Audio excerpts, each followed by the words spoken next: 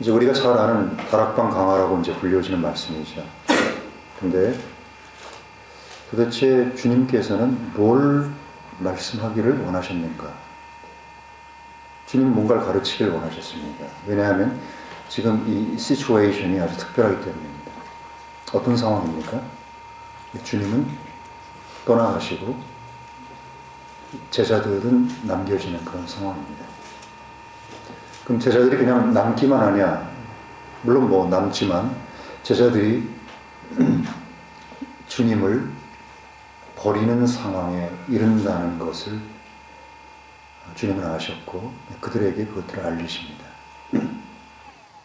참 비극적인 상황이죠. 그들이 그렇게 사랑하고 그들이 믿고 그렇게 따라왔던 주님은 이제 때가 이르러서 그분은 왔던 곳으로 다시 돌아갑니다. 그리고 제자들을 남겨두고 이런 상황에서 주님께서 이들에게 이제 맨 마지막 잡히기 전날 거 아닙니다.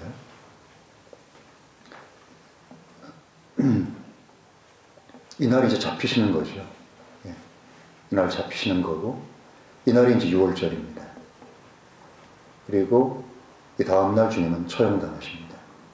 주님 그걸 아셨고 그리고 그 때를 뭐라고 가르쳤는가 하면 자신이 영광을 받을 때라고 이제 말씀하셨습니다. 사람들이 생각할 때는 그것은 도무지 영광일 수 없습니다. 그러나 주님께는 그것이 영광이었습니다. 왜냐하면 사람의 영광과 하나님의 영광은 다르기 때문입니다. 주님께서는 이 땅에 그냥 오지 않으셨습니다. 심심해서 놀러 오신 것도 아니고 또 어떻게 잘 지내는지 한번 살펴보려고 온 것도 아니고 그건 목적이 있어서 이 땅에 오셨고 그 뜻을 자신을 보낸 하나님의 뜻을 이 땅에서 이루기 위해서 이 세상에 오셨습니다. 그리고 그것을 위해서 33년 동안을 사셨고 3년 반 동안의 공생애를 지내시고 이제 맨 마지막 클라이맥스입니다. 자, 요한복음 3장 21절을 보시면 오늘은 좀 구절을 여러 개 찾아야 될지도 모르겠습니다. 그러니까 좀 민첩하게 움직이도록 하겠습니다. 지금 이 말씀이 고별사라는 사실을 여러분 잘 알고 계시죠? 고별하는 겁니다. 이제 farewell address입니다. 마치 유언하고도 똑같습니다. 그동안에 주님께서는 많은 말씀들을 하셨고 제자들을 가르쳤습니다. 그런데 이제 12, 아니 특히 한 명이 이스카리옷 유다가 나가고 이제 11명이 남았습니다. 11명의 제자들에게 특별히 그분은 신신당부하고 싶은 게 있었습니다. 왜 그랬을까요? 예수님께서 가신 다음에 이 11로부터 비롯돼서 온 세상이 예수 그리스도를 믿고 그리고 하나님의 영광에 이르는 하나님의 자녀가 되는 그 일을 바로 이 11사람으로부터 시작하기 때문입니다. 주님께는 이 11사람이 굉장히 소중했습니다. 이 11사람에게 주님께는 특별히 당부할 말이 있었습니다.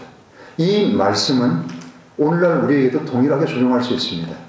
왜요? 주님께서는 우리를 통해서 여전히 전 세계를 복음화시키고 그리고 주님을 아는 그런 영광을 온 세상에 다 비추기를 원하기 때문입니다. 13장으로 이렇게 딱 시작해서 21절에 주님께서는 영으로 아주 괴로워하셨다라고 말씀합니다.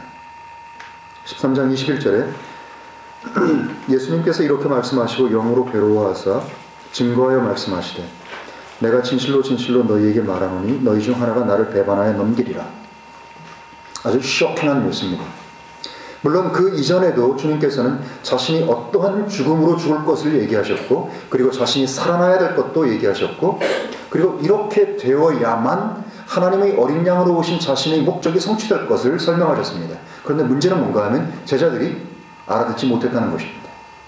그들은 두려워했고 그들은 슬퍼했고 알아듣지 못했습니다. 이게 정확하게 무슨 말인지를 몰랐던 것입니다. 사흘 죽은 지 3일에 살아난다. 이게 무슨 말일까? 그들은 몰랐습니다. 그리고 그 와중에 주님께서는 너희 중 하나가 나를 배반해서 팔 것을 이미 예언하셨음에도 불구하고 그들은 그것에 대해서 굉장히 둔감했습니다. 이제 마지막 유언을 앞두고 주님께서는 너희 중 하나가 나를 배반하여 팔 것이라고 말씀하셨습니다. 주님은 영으로 굉장히 근심하시고 고통하셨고 이 말을 들은 제자들 역시 아주 혼란에 빠졌습니다. 누굴까? 날까? 그들은 각각 주님께 물었습니다. 주님, 납니까? 내가 그렇게 합니까? 나는 절대로 그렇지 않습니다. 심지어는 이스카리옷 유다도 납니까? 라고 물었습니다. 이 제자들의 마음속에 마지막 저녁 식사를 하시면서 이 전체적인 분위기는 굉장히 아주 어둡고 힘든 분위기 속으로 지금 빠져들어가고 있습니다. 주님께서는 영으로 아주 괴로워하고 근심하셨습니다. 왜냐하면 자기는 팔린 이 정해진 대로 말씀대로 성취되기 위해서 가지만 자기를 파는 그 제자, 그는 거듭난 참답게 구원받은 그런 믿는 자가 아니었지만 그 사람은 차라리 태어나지 않는 것이 그에게 유익했을 텐데 그 영혼을 생각하며 그분은 근심하셨던 것입니다. 33절을 다시 한번 보시면요, 13장 33절에 어린 자녀들아 내가 아직 잠시 너희와 함께 있노라. 너희가 나를 찾을 터이나 내가 일찍이 유다인들에게 나의 가는 곳에 너희가 올 수 없다고 말한 것과 같이 지금 너희에게 말하노라.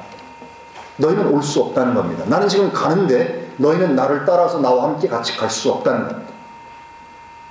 제자들이 의아했습니다.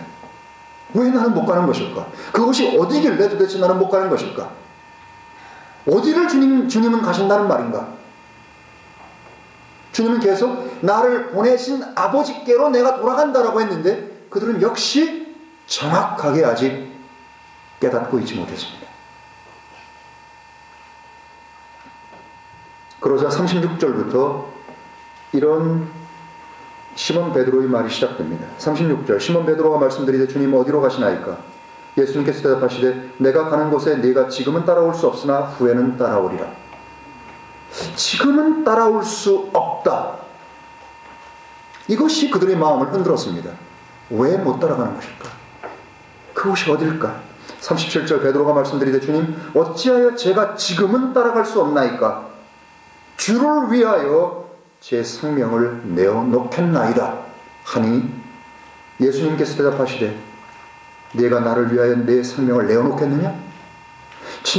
내가 진실로 내게 말하노니 수탉이 울기 전에 내가 나를 3번 부인하리라 하시니라.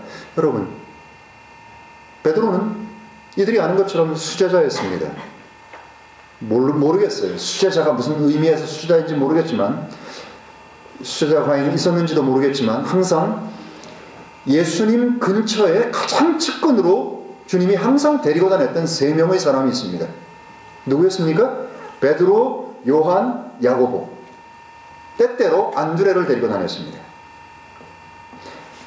그 그룹이 있습니다. 가장 주님이 자신의 영광도 보이시고 다른 제자에게 말하지 않은 것들도 말하시고 그들만 데리고 가서 죽은 자를 살리는 그런 기적들을 보이시고 하는 것들을 한 사람이 있습니다. 모두가 시몬 베드로가 아주 특별한 인물이라는 사실을 그들은 알고 있었습니다. 왜냐하면 마태복음 16장 18절에 주는 그리스도시여 살아계신 하나님의 아들이시나이다 라고 고백한 사람이었습니다. 그리고 요한복음 6장에 보면 생명의 말씀이 주께 있사오매 우리가 누게로 가오리까 라고 대답할 수 있었던 사람도 역시 베드로였습니다. 베드로는 다른 어떤 제자보다도 먼저 주님께서 그 그리스도시요 살아계신 하나님의 아들이심을 믿었습니다. 모든 면에서 그는 앞장섰고 모든 면에서 그는 항상 직선적이었고 항상 모든 것을 적극적으로 주님 앞에 나아갔습니다. 사람들은 인정했습니다.